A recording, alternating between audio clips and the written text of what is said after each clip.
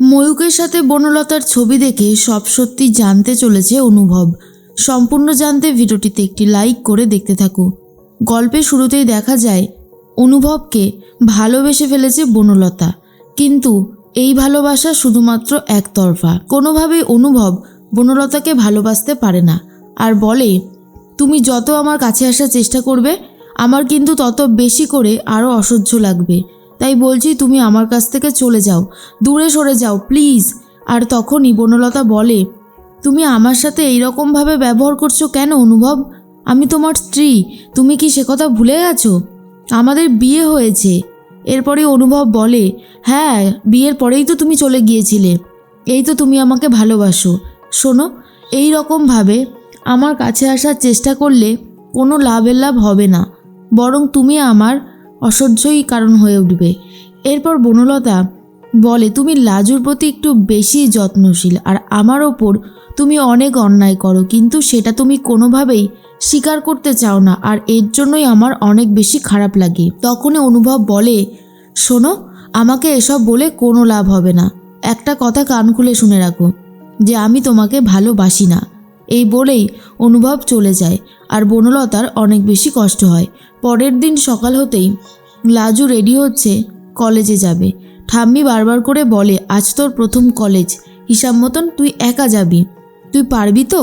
লাজু তখন বলে, পারতে যে আমাকে হবেই ঠাম্মি, আর তোমরা আমাকে নিয়ে একটু বেশিই ভয় পাও, আমি ঠিক সবটা সামলে নিতে পারবো, এইটুকু তো রাস্তা, ঠিক চলে যাব। অনু তখন বলে, যাক খুব ভালো হয়েছে, তোমার এই মনের জোর দেখে আমাদেরও মনের জোর অনেকটাই বেড়ে যায়। লাজু বলে, অনু দিদি, তুমি কি আমার হোস্টেলটা খুঁজে পেয়েছো? আমার হোস্টেলটা চাই, কিন্তু যত তাড়াতাড়ি হবে তত তাড়াতাড়ি আমার জন্য ভালো, কারণ আমি এখানে একদমই থাকতে চাইছি না। ঠিক সেই মুহূর্তেই অনু তখন বলে, আমার হোস্টেলে কথা বলাই আছে, একটা সিটও খালি হলে তোমার জন্যই হবে, তুমিই যাবে, বুঝতে পেরেছো? তুমি এসব নিয়ে একদম ভেবো না। ঠাম্মি তখন বলে, এই যে তুই আসিস আর চলে যাস, এতে যে আমার কতটা খারাপ লাগে তোকে বলে বোঝাতে পারবো না, কিন্তু তবুও ভাবি তোকে তো যেতেই হবে। শুধু এটুকুই চাই, তুই বড় মাপের ডাক্তার হ, নিজের স্বপ্নটা পূরণ করতে পার, এর থেকে বেশি আমার আর কিচ্ছু চাই না। এরপর লাজু রেডি সেডি হয়ে বেরিয়ে পড়েছে কলেজে যাবে বলে, আর ঠিক মতন কলেজও পৌঁছে গেছে। তখনই কলেজের কিছু স্টুডেন্ট নীলাব্জ বলে সে আবারও লাজুকে অপমান করতে শুরু করে, কিন্তু লাজু একেবারে যোগ্য জবাব দেয়। প্রতিটা ক্ষেত্রে লাজু দেখিয়ে দেয় সে কতটা ট্যালেন্টেড। গ্রামে জন্মালে, গ্রামের ভাষা কথা বললে, গরিব হলে কখনোই পিছিয়ে থাকা যায় না। বাকি সবার মতন লাজু যে কতটা বুদ্ধিমতী, কতটা মেধাবী, সে তার নিজের পরিচয় দেখিয়ে দেয়। এরপর স্যার বলে, সত্যি লাজবন্তী, তোমাকে যত দেখছি ততই বেশি অবাক হয়ে যাচ্ছি। তুমি খুব সুন্দর, খুব ভালো পড়াশোনা করছো, এইভাবে পড়াশোনা করলে তুমি একদিন ঠিকই বড় মাপের ডাক্তার হবে, আর সেটা আমরা খুব ভালো মতন এখনই বুঝতে পারছি। এরপর নীলাব্জ লাজুর সাথে টক্করে নামে আর লাজু বলে বলে নীলাব্জকে হারিয়ে দেয়। তখন অন্যদিকে লাজুর বন্ধুরা বলে, সত্যি লাজবন্তী কিন্তু ভীষণ ট্যালেন্টেড একজন মেয়ে, আর সেটা বোঝাই যাচ্ছে। এরপর দুপুর হতেই বনলতা ঠাম্মিকে ডেকে নিয়ে আসে আর বলে, ঠাম্মি নাও খেতে বসো, আজকে আমি তোমাকে গুছিয়ে দিচ্ছি। তখন ঠাম্মি জিজ্ঞেস করে, বাবা নাতবো, বাকি সবাই কোথায়? বড় বৌমা, মেজো বৌমা, ওদের তো দেখছি না। তখন বনলতা বলে, ওরা আছে ওদের মতন, জেঠিমনির শরীরটা একটু খারাপ লাগছে আর আমি মাকে বললাম গিয়ে বিশ্রাম নিতে, আমি তোমাকে কি একটা দিন বেড়ে দিতে পারি না ঠাম্মি? ঠাম্মি তখন বলে, নিশ্চয়ই পারো, কিন্তু এরপর যখন আমার সেটা অভ্যাস হয়ে যাবে, তখন যখন বলবো তখন তো তুমি বিরক্ত হবে, তাই না? তখন বনলতা বলে, কে বলেছে বিরক্ত হব? একদমই বিরক্ত হব না, তুমি একদম আমাকে নিয়ে ভেবো না, নাও বসো তো খেতে। এরপর ঠাম্মিকে খুব সুন্দরভাবে গুছিয়ে খেতে দেয় বনলতা। আর তখন বনলতার ফোন বাজতে থাকে, ফোন করতে থাকে ময়ূক। আর বনলতা ভাবে, এই ছেলেটা তো দেখছি আমার জীবনটা একেবারে নরকে পরিণত করবে। বিরক্ত লেগে যাচ্ছে, জাস্ট বিরক্ত, একদমই সহ্য হচ্ছে না। কিন্তু তখন ঠাম্মি বলে, কি হলো বনলতা, ফোনটা ধরবে না? তখন বনলতা বলে, আর বলো না ঠাম্মি, আমার কয়েকজন বান্ধবী ছিল, মানে আমরা তো বিয়ের আগে অনেক ঘুরতে যেতাম, আর এখন ওই ঘোরার জন্যই বারবার ফোন করে, ওদের তো এখনও কারোর বিয়ে হয়নি, সেই জন্যই। এরপর বনলতা এটা বুঝতে পারে, ফোনটা যদি সে সাইডে গিয়ে ধরে তাহলে ঠাম্মি আরও বেশি করে সন্দেহ করবে। এরপর বনলতা ঠাম্মির সামনেই ফোনটা ধরে আর বলে, তোদের কি ব্যাপার বলতো? আরে আমার কি কাজ বাজ থাকবে না নাকি?